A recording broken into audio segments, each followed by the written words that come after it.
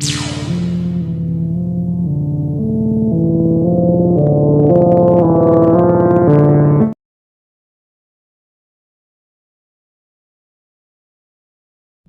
दोस्तों, कहानी crime channel पर आपका स्वागत है।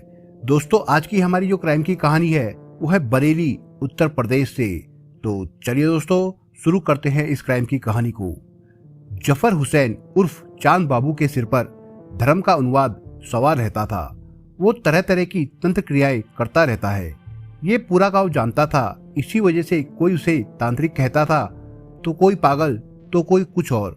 गांव के लोगों से उसके ताल्लुकात अच्छे नहीं थे। इसकी वजह यह थी कि वो छोटी छोटी बातों पर गुस्सा हो जाता था। वाद विवाद की स्थिति में लोगों को तांत्रिक क्रियाओं की धमकी देना उसकी आदत में शुमार था। लिबास भी वो ढोंगियों और पाखंडियों जैसा पहनता था। उसकी इन अजीबोगरीब हरकतों से गांव वाले भी अंधविश्वास का शिकार हो गए कि उसे नाराज करने से उनका कोई अनिष्ट हो सकता है। यही वजह थी कि लोग उससे मेलजोल बढ़ाने से कतराते थे। जफर उत्तर प्रदेश के बरेली जनपद के भोजीपुरा थाना के गांव मेमोर में रहता था।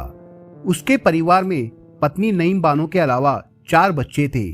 जफर का वास्ता चूंकि लोगों से कम था, इसलिए दूसरे लोग भी उस पर कम ही ध्यान देते थे।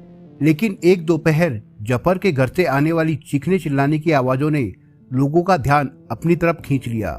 उसके दरवाजे पर पहुंचे लोगों ने अंदर का नजारा देखा तो वो ठिठक गए। उन्होंने बाहर खड़े होकर देखा, जफर अपनी बेटी फरहीन को बुरी तरह पीट रहा था। डरी सहमी मासूम बच्ची उसके चंगुल से छूटने के लिए छटपटा रही थी। नईम बानो बेटी को बचाने के लिए उसके साथ धक्का मुक्की कर रही थी। इसने मेरी तांत्रिक क्रिया खराब कर दी है। मेरा अच्छा वक्त आने वाला था, लेकिन इसने उसे खत्म कर दिया। ये मेरी बेटी नहीं, बल्कि इसके अंदर किसी शैतानी आत्मा का साया है। जफर फरहीन को प्रताड़ित करते हुए बड़बड़ा रहा था। क्या बकवास कर रहे हो तुम? नईम बानो चिल्लाई तो वो उसे समझाने वाले अंदाज में बोला, ये हकीकत है बानो, इसके अंदर शैतानी शक्ति है। मैं उससे इसे आजाद कराऊंगा। कहते हुए वो बेटी को बेरहमी से पीटने लगा। नईम बानो तेज तेज चिल्लाने लगी। नईम ही नहीं, फरहीन भी चिल्ला रही थी, अब्बू मुझे छोड़ दो, मैंने कुछ नहीं किया है।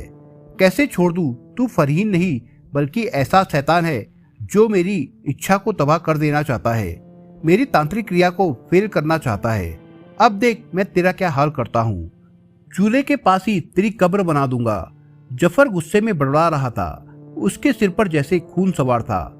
इसी वजह से जफर के बाकी बच्चे बरामदे में पड़े तख्ते के नीचे छिप गए थे। बाप की ही तरह वे भी हरे व काले रंग का खास लिबास पहने हुए थे और उनके सिर पर वैसे ही रंग का कपड़ा बंधा हुआ था। ये नजारा देख रहे लोग चिल्लाए, जफर पागल हो गया है क्या तू? मार ही डालेगा क्या बच्ची को? जफर ने उनकी तरफ घूर कर देखते हुए कहा, खबरदार मेरे बीच कोई मत आना, वरना भस्म कर दूंगा।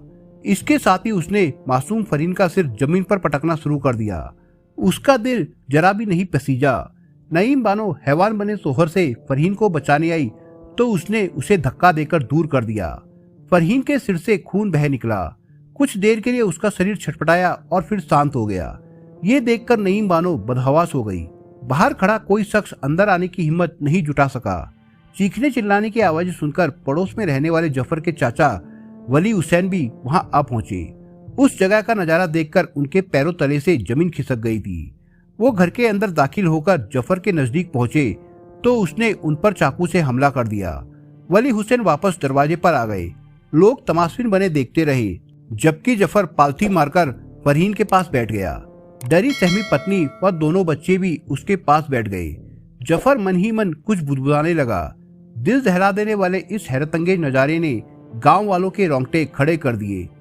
इस बीच घटना की खबर पाकर स्थानीय मीडिया कर्मी भी वहां पहुंच गए, लेकिन कोई भी घर के अंदर घुसने की हिम्मत नहीं जुटा सका। गांव के चौकीदार मुकेश ने इस घटना की सूचना पुलिस को दे दी। सूचना पाकर थाना प्रभारी अनिल सिरोही, एसआई अखिलेश और कुछ अन्य पुलिसकर्मी मौका वारदात पर पहुंच गए। पुलिस ने जफर को हिरासत में ले लिया।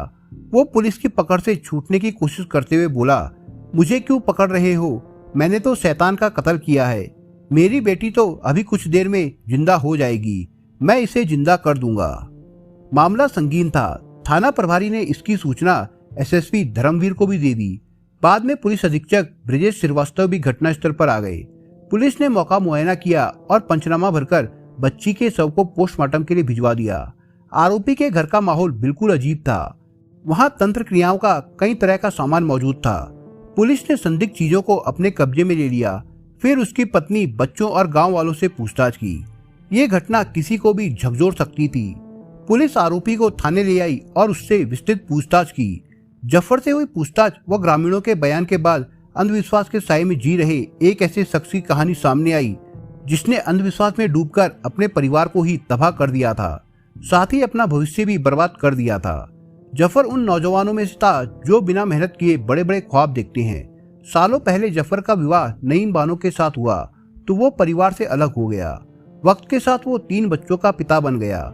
जफर के परिवार की माली हालत बहुत अच्छी नहीं थी। बस किसी तरह छोटे मोटे काम करके वो परिवार की गाड़ी खींच रहा था। काम के बाद उसका बाकी वक्त यार दोस्तों में बीतता था। गनीमत ये थी कि वो किसी बुरी आदत का शिकार नहीं था। जफर जब भी दोस्तों के बीच बैठता था बड़ी बड़ी ख्याली बातें किया करता था। गांव देहात के इलाकों में अंधविश्वास के अनेक रोचक किस्से होते हैं। समाज का मनोविज्ञान है कि लोग अंधविश्वास के किस्सों को रहस्य के साथ बड़ी रुचि से सुनते हैं। इन किस्सों पर लोगों के बीच चर्चा होती है। अंधविश्वास के नकारात्मक पहलुओं पर इतनी चर्चा नहीं होती जितने की सही हो जाने वाले मामलों की होती है। इसे लोग चमत्कार भी समझते हैं। फलस्वरूप अंधविश्वास की कहानियां बचपन से ही दिमाग में बैठनी शुरू हो जाती है। जफर भी अंधविश्वास का शिकार था। दोस्तों के बीच वो ऐसे किस्सों को दिल लगाकर सुनता और दिनचर्या की बातें और जीवन में आने वाली बाधाओं को अंधविश्वास से जोड़कर देखता था। जफर किसी भी परेशानी का शिकार होता तो वो सीधा किसी बाबा या तांत्रिक के पास जा पहुंचता। तांत्रिक उसके अंधविश्वास का फायदा उठाकर उससे रुपए ऐंठ कर कभी तावीज पकड़ा देते तो कभी भभूत।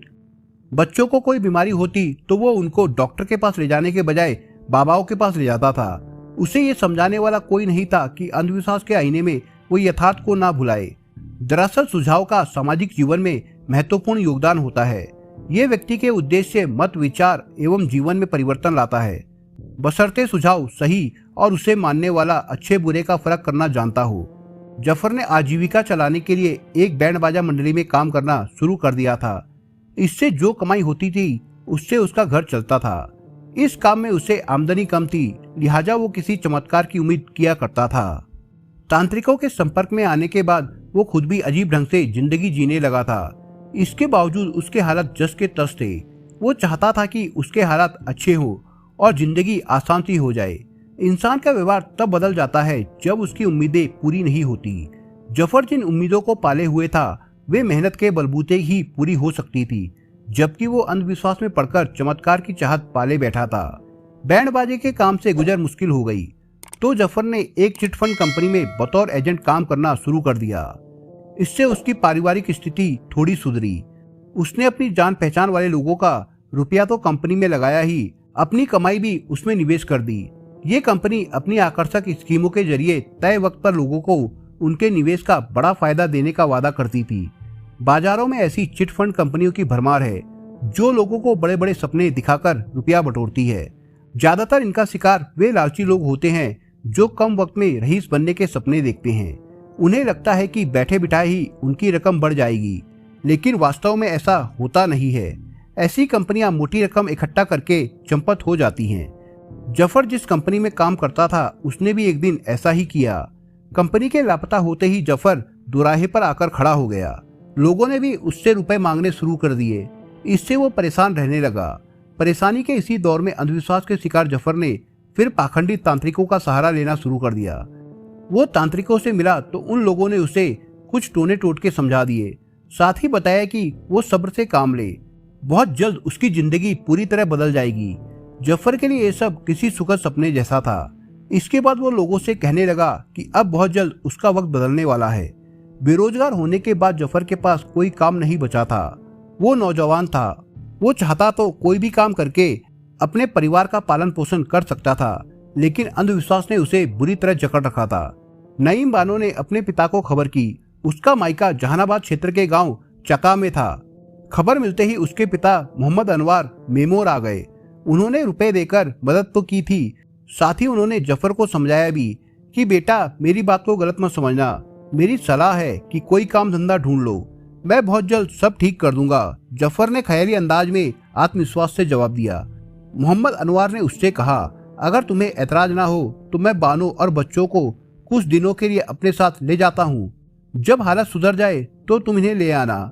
इस बात पर जफर भड़क गया, नहीं, ये मुझे हरगिज मंजूर नहीं है। अनवर ने अपनी बात पर अड़िग रहने की कोशिश की तो जफर ने चेतावनी दी कि अगर वो बच्चों को ले गए तो उससे बुरा कोई नहीं होगा। दामाद का इस तरह का व्यवहार देखकर अनवर बुझे मन से वापस चले गए। जफर अंधविश्वास में पूरी तरह डूब चुका था। वो तंत्र क्रियाओं में लीन रहता था। उसका स्वभाव भी चिड़चिड़ा हो गया था। कोई उस पर किसी तरह की टिप्पणी कर देता तो वो बुरी तरह भड़क जाता। इसके अलावा वो लोगों से छोटी छोटी बातों पर झगड़ने लगा था। उसकी इस तरह की आदत से एक तरफ जहां लोग उससे कतराने लगे थे, वहीं उसने भी सबसे दूरियां बना ली थी।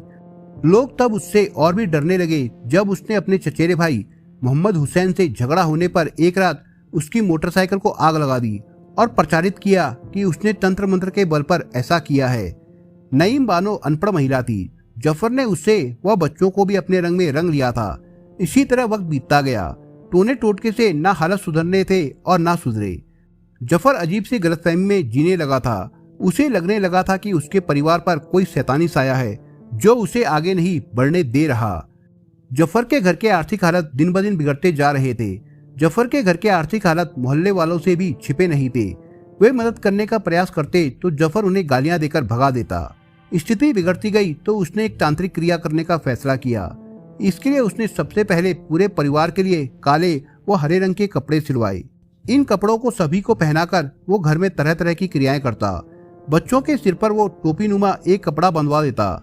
उसने एक दिन पत्नी व बच्चों को समझाते हुए कहा, किसी के भी सिर से एक सप्ताह तक ये कपड़ा नहीं उतरना चाहिए, वरना बहुत बुरा हो जाएगा। ये कपड़ा बंधा रहा तो जल्द ही मेरा वक्त सुधर जाएगा। घर में पत्नी और बच्चे उसके हुक्म के गुलाम थे। सबने ऐसा ही किया। वो बच्चों के साथ घर में घंटों बैठकर अजीबोगरीब क्रियाएं करता रहता। बच्चों व पत्नी के घर से निकलने पर भी उसने पाबंदी लगा दी थी। 2 अक्टूबर 2015 की दोपहर का वक्त था। जफर अपनी तंत्र क्रिया में लीन था। इसी बीच नईम बानो खाना बनाने लगी। फरहीन घर में खेलते हुए माँ के पास रोटी लेने चली गई। जैसे ही वो रोटी लेने के लिए झुकी, उसके सिर से वो कपड़ा हट गया।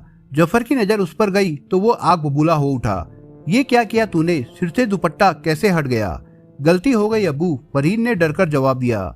ये सुनकर जफर गुस्से में बोला, तू जरूर वही शैतानी साया है जो मुझे आगे नहीं बढ़ने दे रहा। अच्छा हुआ तू पकड़ में आ गया। आज मैं तुझे सबक सिखाकर ही दम लूंगा। इसके साथ ही जफर ने मासूम फरहीन को पीटना शुरू कर दिया। उसका भयानक रूप देखकर फरहीन के भाई पिटाई के डर से तख्त के नीचे छिप गए। नईम बानो ने बेटी को बचाने की कोशिश तो की, लेकिन जफर ने आखिर उसे बेरहमी से मार ही डाला। पूछताछ में पता चली जफर की इस कहानी से पुलिस भी हैरान थी। आर्थिक परेशानियों और अंधविश्वास की वजह से जफर की हालत पागलों जैसी हो गई थी। पुलिस ने उसके खिलाफ गैर इरादतन हत्या का मामला दर्ज किया। अगले दिन उसे अदालत में पेश किया गया, जहां से उसे 14 दिन की न्यायिक हिरासत में जेल भेज दिया गया था। जफर ने मेहनत करके जिंदगी को संवारा होता और अंधविश्वास में ना पड़ा होता तो ऐसी नौबत कभी ना आती। 14 दिन की न्यायिक हिरासत खत्म होने के बाद पुलिस ने उसे कोर्ट में पेश किया, जहां से उसे आजीवन कारावास के लिए जेल भेज दिया गया था। दोस्तों, इस कहानी के बारे में आपके विचार क्या है, हमें कमेंट बॉक्स में जरूर बताएं। और दोस्तों, अगर आपको हमारा काम पसंद आया हो तो वीडियो को लाइक शेयर जरूर करिए। और अगर आपने अभी तक चैनल को सब्सक्राइब नहीं किया हो तो जाने से पहले चैनल को सब्सक्राइब जरूर करिए। दोस्तों, धन्यवाद।